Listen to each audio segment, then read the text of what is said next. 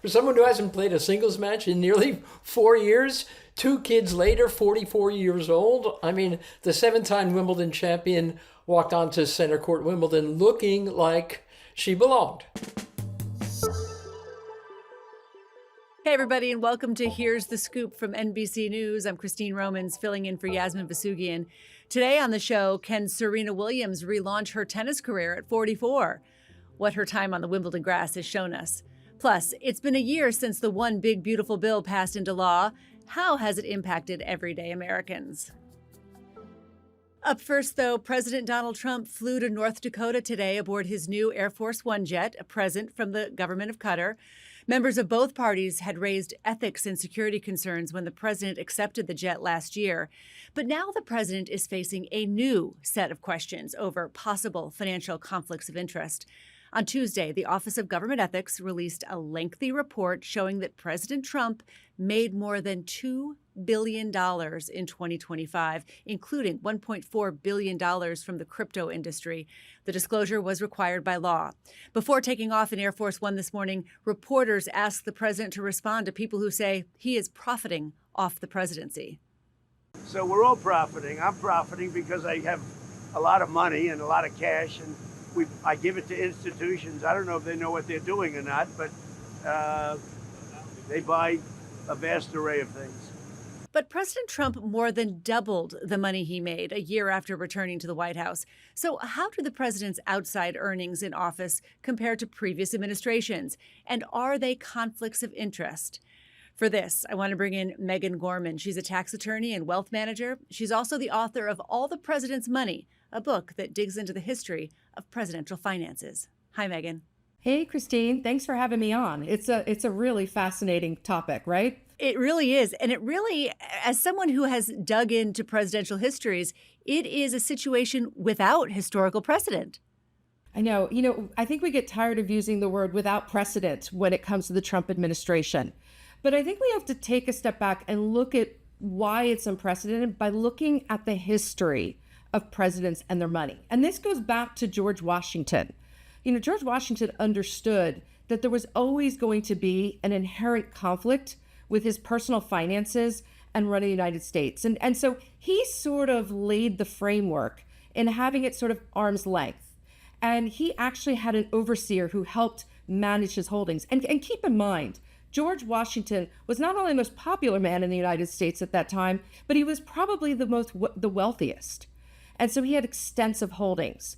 But what you see over the course of history is presidents pass the baton on how to handle this conflict. Washington passes it on, and you look at Lincoln.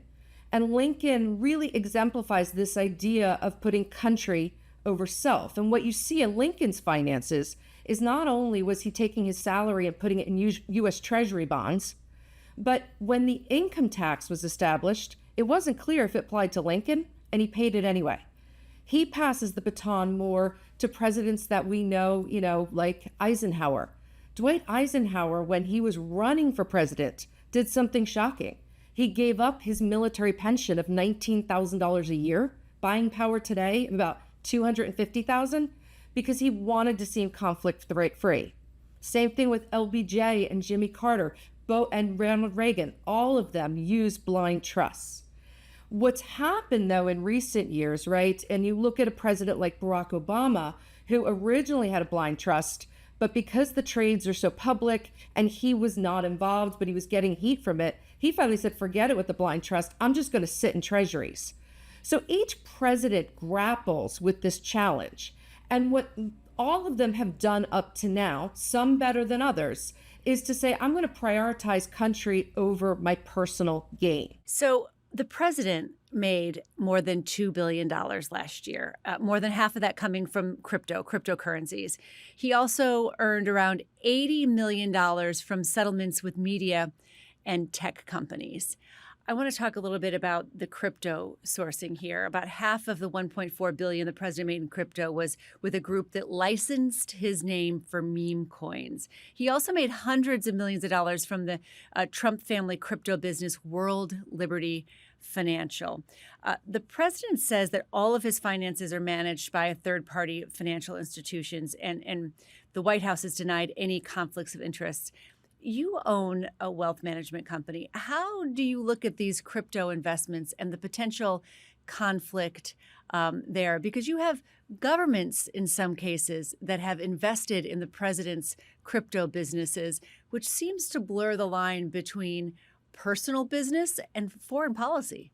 Yeah. So first of all, the crypto world lacks transparency. It's one of the biggest challenges around it, right? And both the IRS and the SEC have made some sort of weak attempts to try to create transparency. So if you think about it, regardless of who the president is, if somebody wanted to take advantage of high office in the United States, it is the perfect vehicle to do so. And then doing so with partnership with foreign countries. So I think Trump is getting into a very tricky area here because, yes, certain laws on conflict of interest don't apply, but there is the emollients clause. There is the fact that influence is being used, and this really doesn't feel like it's in compliance. And to be candid, when you look at how he's running it, yes, he has people running it that are quote unquote independent.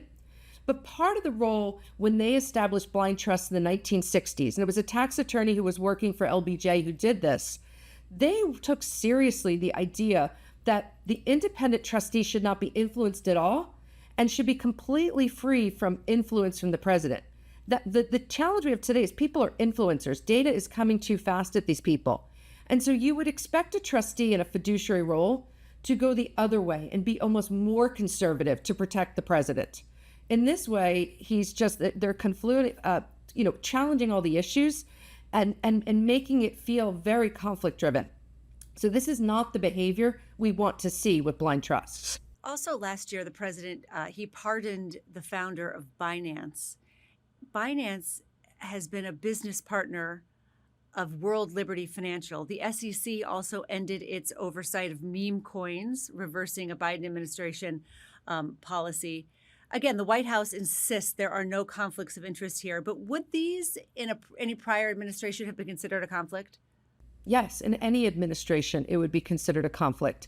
And so that's the challenge here is the safeguards are not in place and other presidents did not want to be in conflict. I mean, Ronald Reagan in 1981 sold everything but his ranch and his personal residence and still put it all in a blind trust that was in CDs that were earning 16 and 17% yields. And so when we think about how do we protect ourselves from future presidents, not just presidents, but their families, right? There really needs to be very strict guidelines with real teeth. And the place you've got to look to that's analogous is what goes on with corporate CEOs that are publicly traded.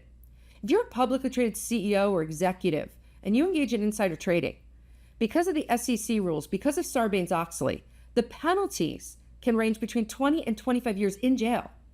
There's disgorgement of profit. There's fines that can be up to $5 million and then fines on the corporation. Those laws have teeth. And as a result, you see those people behave because they have to, because the consequences are dire. On the politician side, even just looking at Congress, if you fail to be in compliance with the 2012 Stock Act, and compliance means you have to announce the trade within 30 to 45 days, right?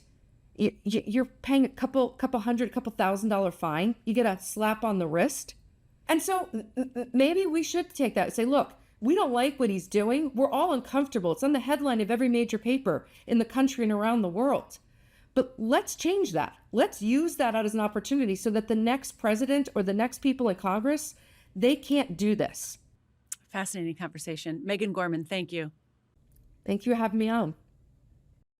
It's been 1 year since President Trump and Republicans celebrated the passing of the so-called One Big Beautiful Bill with fireworks and fighter jet flyovers. Since then, the sprawling spending and tax cut package has reached into nearly every aspect of Americans' daily lives, from restructuring the tax code to rewriting student loan rules to stripping money from health care and food assistance programs. It has fundamentally changed who gets help from the government and who goes with less. Our NBC News senior policy reporter Shannon Pettypiece has been speaking to Americans about how the law has impacted them and the changes that are still to come. Hi, Shannon. Hi, Christine. All right, it's been a year since the One Big Beautiful Bill was passed. Big picture, has this been overall good or bad for the American people, or does it depend on where you sit in the income scale? Yeah, it absolutely depends on where you fit in this country and in this economy. And, I would say one thing, too, that regardless, though, of where you are, this legislation has probably had either a direct or indirect impact on you somehow. And I think, and other people would argue this as well, this has maybe been one of the biggest impacts of this second Trump administration because of the wide scope that this legislation has had. Let's talk about some of the cuts. In a piece that you published this week, one of the people quoted called it Robin Hood in reverse. Let's talk about the cuts there. It was touted as a spending bill, but it cut $1.1 trillion from food assistance programs and healthcare, so SNAP, Medicare, Medicaid. That has been felt already. Yeah. Absolutely, especially on the SNAP and the food stamp cuts front. There are 4 million fewer people who have food stamp benefits today than there were when this law was first passed. Part of that is because of new restrictions the law put in place requiring people to work, volunteer, go to school a minimum number of hours to qualify. But part of that, based on my reporting and dozens of people I've talked to who have lost their benefit, is because of just the bureaucratic hurdles and documentation requirements that states have put in place as they have tried to meet these requirements, and if states have tried to comply with the different elements of this law. So among those who have lost their benefits, among that 4 million, is about 800,000 children, according to one estimate. And that's just even a partial estimate because not every state breaks out how many children are affected. The people who passed the legislation initially said it wouldn't affect seniors. Well, I talked to many seniors who, even though they are exempt from these work requirements, had lost their benefits because of paperwork or documentation issues. So that impact is very real and being felt right now. And the next big impact we're going to feel is a similar requirement that's being put in place for Medicaid, which is the health insurance for people who have really low incomes or are disabled. It also overhauled the student loan program. New borrowers now have fewer options for repaying their loans, and there are new caps set. Explain to us how this is going to work and what this will mean for the system of higher education in the U.S. Yeah. I mean, there have been so many changes in student loans. So for borrowers out there, this is, kind of one more thing to add to the pile. But one of the areas I have focused on a bit in my reporting is this borrowing cap. So people who are going for advanced degrees that get very expensive, medical school, nurse practitioner school, law school, they're going to be capped at what they can borrow. And for some borrowers, that cap isn't going to cover their tuition. They need more than that. So student loan borrowers are going to either find themselves having to go out to other, private financiers, maybe go to a bank where they can't get the same lending terms. Or in some cases, people are talking, especially on social media, about maybe rethinking what path they want to take or whether it's even viable to get that advanced degree. Now, the advocates of this have said they need to put some cap on borrowing because the universities are just increasing tuition. They sort of like have this all-you-can-eat buffet of, debt that people can borrow. Again, time will only tell whether this cap can bring down the cost. But in the interim, we do know one thing is that tuition is still what it is, and borrowers are only going to be able to take out a certain amount. And for a number of people, those two numbers aren't going to equal each other. The White House has really emphasized the tax breaks in this bill, including for people earning less than $100,000 a year. Is it a clear win for middle and low income earners? Is it a clear win for the wealthy? And I guess this is also in your piece. It's just such a great way to look at it. For every dollar the law cuts from major programs serving low-income Americans, it delivers $1 in tax breaks to the wealthiest 1% over the next decade.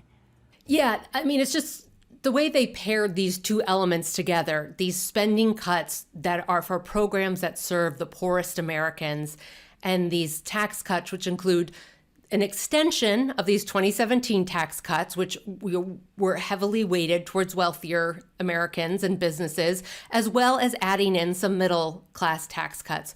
But when you look at the tax cuts as a whole, they do disproportionately benefit wealthier households, even when you include things like no tax on tips, no tax on overtime, no tax on Social Security.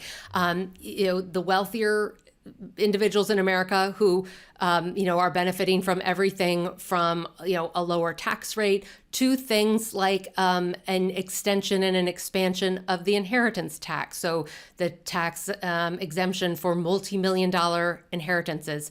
There are a number of advocates out there for lower income households who look at those benefits and see what's happening to the lower income households and characterize that as one of the biggest transfers in wealth we have seen in history. Shannon, correct me if I'm wrong, the president has really heralded the no taxes on tips, those middle class tax cuts and tax benefits. Those are temporary, right? Yep, they're temporary. They expire at the end of the president's term. However, the tax cuts that were extended from the 2017 tax cuts, those for the wealthy, things like the estate tax, those are made permanent. Overall, this is projected to add $4.7 trillion to the national debt over the next decade. And so we know that the effects of the One Big Beautiful Bill will be felt long after the 2026 midterm elections, the 2028 elections. What part of this plan are we waiting to kick in? Yeah, well, certainly, right, to your point about the debt, that will be felt generations from now. And I think the really next big thing we're going to start to see next year is these Medicaid cuts. Some states are going to start rolling them out a little bit before next year. Hospitals are already preparing and bracing for that loss in income. But there's some health organizations that estimate that 10 million people could lose their health insurance through these changes to Medicaid. And it could be everything from states having to cut programs like home care programs that people have relied on to someone, just not being able to meet these added work requirements, someone with very low income who can't meet these new work requirements. And organizations that work with low-income households just really worried that, yes, in an ideal world, it would be great for everyone to be able to work. Taking away someone's food and healthcare benefits because, let's say, they had a vehicle breakdown or they got their hours cut or they're going through a really extended period of unemployment. These organizations did not feel that was going to be helpful to trying to get people into the labor market and working long-term. Shannon Pettypiece, thank you so much. Thank you. While soccer fans have spent the last 2 weeks watching matches here on this side of the pond, the action for tennis fans is over in London. Wimbledon just kicked off this week with a huge storyline. The return of 23-time Grand Slam champ Serena Williams after 4 years off the court. So what did we see from Serena? And how does the field look for both the men and the women's competitions? Joining me now is NBC sports analyst Mary Carillo. She's a former professional tennis player, and she holds a French Open mixed doubles title with John McEnroe. Mary, welcome. Thank you very much. Nice to be here. So we have to start with the biggest headline of the tournament. Serena Williams, 44 years old, returned to play her first singles match in nearly 4 years on Tuesday. She ultimately lost to 20-year-old Maya Joint, but it was still a tight match. How did she look to you? She looked pretty good. For someone who hasn't played a singles match in nearly 4 years, 2 kids later, 44 years old. I mean, the 7-time Wimbledon champion walked onto center court Wimbledon looking like she belonged. She didn't move as well as we're used to seeing. She ended up losing the first round, which didn't happen much at all with her. But I genuinely thought that was a winnable match for her. But this 20-year-old Aussie just came right back at her and held her nerve and her poise. And honestly, the Wimbledon committee held off. Serena needed a wild card to get in. She's got no ranking. So they held that final wild card spot for her. And it was only a couple of days ago that she decided, I'll take it and play singles. Because originally she was going to play doubles with her sister Venus. I mean, she tried to kick off the rust as well as she could, but she faced a good opponent. It'll be interesting to see now. She blew off the press conference. I hate when that happens, especially if you've been granted a wild card, and they put you on center court, which is where you richly deserve to be playing. But, we all wanted to know what she felt about herself and whether she wanted to continue to pursue a singles career. Now, she doesn't have to play doubles with her sister for a couple more days, and God knows they know how to win Wimbledon doubles. They won 14 majors. They won Olympic titles in doubles. So she continues. She lost in the first round. She continues to be the biggest Wimbledon story of 2026. And look, she won 7 Grand Slams before her opponent was even born. That's a funny statistic, isn't it? It's just mind-boggling. It is. I mean, Serena has played tremendous tennis for 25 years. Mary, as you mentioned, she is scheduled to play doubles with her sister Venus. That may or may not happen. This tweak, her agent said she maybe suffered an injury yesterday. You've known the Williams sisters for a really long time, Mary. What keeps them coming back? I have known them for a long time, since they were little kids. I mean, Venus makes light of it. She's 45 years old, and she says, she needs the insurance, that the Women's Tennis Association offers her. That's ridiculous. I mean, they can both be very, very coy when they talk about themselves and their careers. I think Serena can really do more. Keep in mind, after her first child, Serena came back the next year, 2018, and in the coming years, she got to 4 Grand Slam finals, and she lost in all 4 of them. I think that has continued to gall her. She wants very much to get to 24 majors. And, the U.S. Open isn't that far away. I would love to see her in New York, boy. I would love to see that. I remember what that joint was like the last time. Mary, I want to look at the rest of the tournament field. The women's field is pretty open. In fact, there have been, 8 different winners over the past 8 years. Yes. Serena Williams was actually the last repeat winner in 2016. Who do you see making a run here? It's hard to say. I mean, Coco Gauff is always a part of any conversation. She's already won the U.S. Open and the French Open. Because of her very extreme grips, grass is not always the friendliest kind of surface for her. I don't think she's among the favorites, honestly. I think it should probably be somebody like Elena Rybakina. Jessica Pegula, the American veteran, is playing great tennis and very strong grass court tennis, so I definitely keep an eye on her as well. When it comes to the men, reigning champion Jannik Sinner is a pretty heavy favorite to win the tournament, especially with Alcaraz out with an injury. Do you agree? And who could give him his stiffest competition? Sinner has already won his second round match today, and he looked pretty good considering at the French Open he was in such bad shape. He has a hard time playing long matches in great heat. Fortunately, that heat dome that was making all of Europe so hot last week is better this week. Clearly, the guy can play on anything, so he can defend. But there's some Americans that I'm going to keep a close eye on. Taylor Fritz won in 3 straight sets. Frances Tiafoe, Tommy Paul is winning. But I would love to see Novak Djokovic at the tail end of the fortnight. He's in such remarkable shape for a guy who's 39 years old. He can still move so well, get in and out of the corners, attack, defend. And he likes the grass at Wimbledon. And I think he always feels like he's got something special to prove there. Thank you, Mary Carillo. Anytime. That's going to do it for us at Here's the Scoop from NBC News. I'm Christine Romans, filling in for Yasmin Vasugian. We'll be back tomorrow with whatever the day may bring. If you like what you heard and saw, press the subscribe button. We'll see you tomorrow. We thank you for watching, and remember, stay updated on breaking news and top stories on the NBC News app or watch live on our YouTube channel.